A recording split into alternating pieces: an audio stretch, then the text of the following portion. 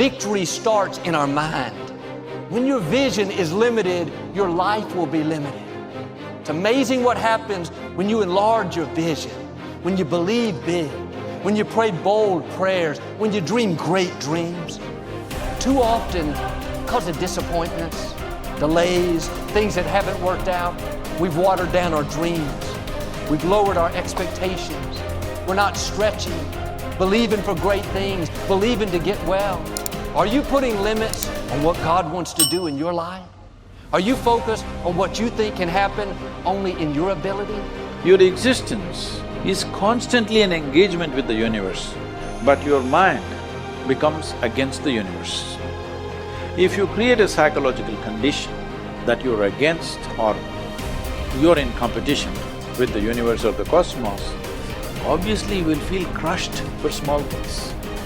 Your default mode is to say, I'm an imposter, I'm a loser, I'm not likable, nobody likes me, I'm not lovable. It has become part of your default mode network.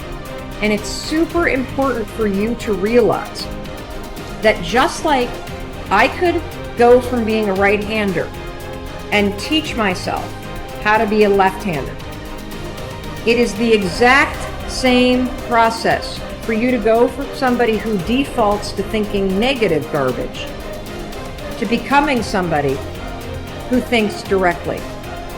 And just like learning to go from writing with your right hand to teaching yourself to write with your left hand, it is going to be a process, not an event. It is going to require you to switch out of the mode where you automatically grab the pen with your right hand and you direct your thoughts to deliberately grab this pen with your left hand. Things are going well, you're happy. When things are not going well, you're sad. But when you learn how to self-regulate and create more coherence in your brain and heart, then you're no longer dependent on your outer world controlling your mood. When you're inspired by something or someone in your life, you feel the magic. Now's the time to be the magic. What are you going to do? Are you going to let the masters inspire you to feel it, or are you going to strive to be a master? It's your choice. The magic is waiting, not only for you just to feel it, but to be it. Nobody can take this away. The first step is getting completely and brutally honest enough to say, I am tired of myself. When you say I'm sick and tired of being sick and tired, that's the facilitator of change. That's when you're ready to say these words, no more excuses. No more excuses. You know that you have an image of yourself inside. When you stand in front of a mirror, you see a reflection of the physical you. But that's not the real you. You have a picture of yourself in your mind. You know, Dr. Maxwell Maltz wrote a book back around 1960. It was called Self-Image Psychology, Psycho-Cybernetics. It's a phenomenal book. He said it was the greatest discovery of his generation. He was a cosmetic or reconstructive surgeon, and he found he would do work on people. He might have done a nose job or removed a terrible scar. And he noticed that when he did that, there was a phenomenal change in their personality. But he noticed with others, he would make a phenomenal physical change and there was no change in their personality. And that led him to postulate that we have two images. We have the one that's coming back from the mirror, but we've got an inner image. And that inner self-image is literally controlling our life. You will find people that have very poor self-image or low self-esteem. They won't look you straight in the eye. They're afraid to shake hands with you. They're very shy and withdrawn. They go through life hiding from life. They don't like themselves. They don't know themselves. Do you know when a person improves their self-image, they change their entire life? Their income changes, their relationship changes, their health changes. And do you know how you do that? Start studying you. Start to find out more about you. There's something phenomenal about you. Do you know when I began to study this material 57 years ago, I had very poor self-image. I had low self-esteem. I took dumb jobs. I never earned any money. I never had fun. I had poor relationships. And as I started to study real solid information, everything in my life started to improve. I've got friends all over the world today. I earn millions of dollars. I'm in my 80s and I got as much energy as a person in their 30s. You see, when you start to understand really who you are, you're God's highest form of creation. There's things about you that just about blow your mind as you start to study and really understand them. You'll walk a little taller. You'll stand a little straighter. And you know something? You'll enjoy a whole lot more of life. The moment you think you're the most important person in every room that you're in, the moment that your ego screams more loudly than your hunger to grow and represent mastery is the beginning of your descent into obsolescence and irrelevance. You are only as good as your last performance. I remember reading about one of the icons from Hollywood, and he said it. He said, I'm only as good as my last picture. It's so easy to sort of hang your hat on something you did a year ago or 5 years ago or 10 years ago. Maybe, the great musicians, they all have that in common. It's not like, oh, I did this album 40 years ago and I'm sort of still dining out on that great masterpiece.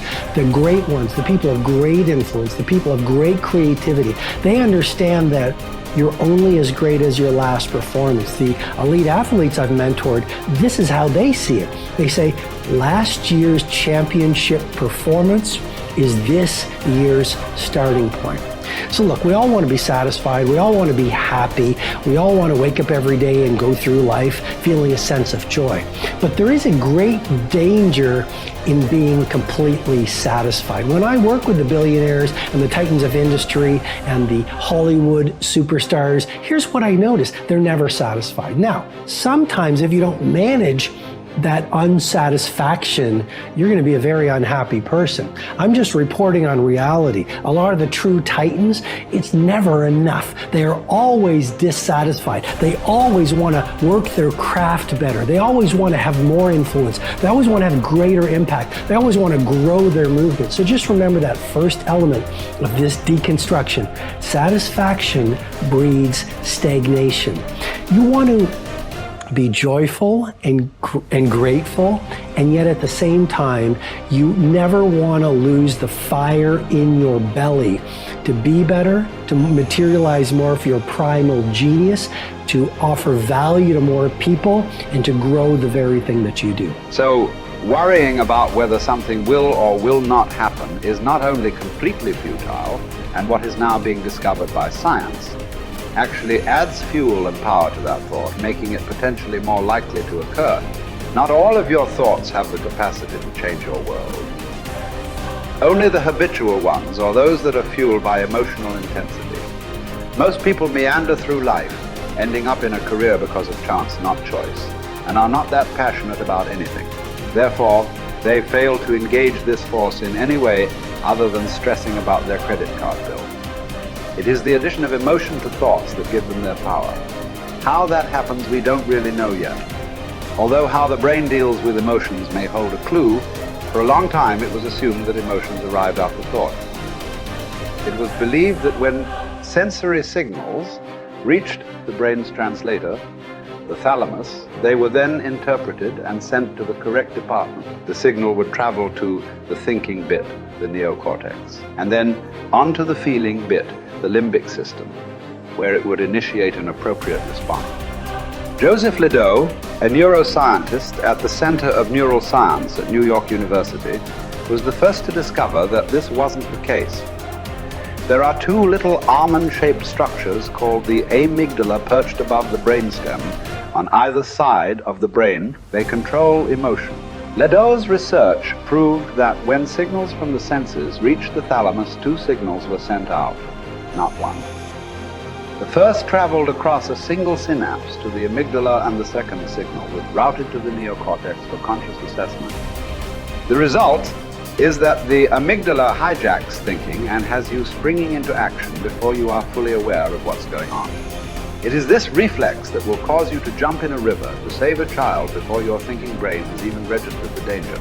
It's also why an emotional outburst often arrives before the brain's engaged. Unfortunately, This discovery illustrates the fact that emotion has direct and powerful access to the subconscious mind. It triggers action faster than logical thought alone, and therefore may be partly responsible for why emotion is such a potent and essential ingredient in turning thought into reality.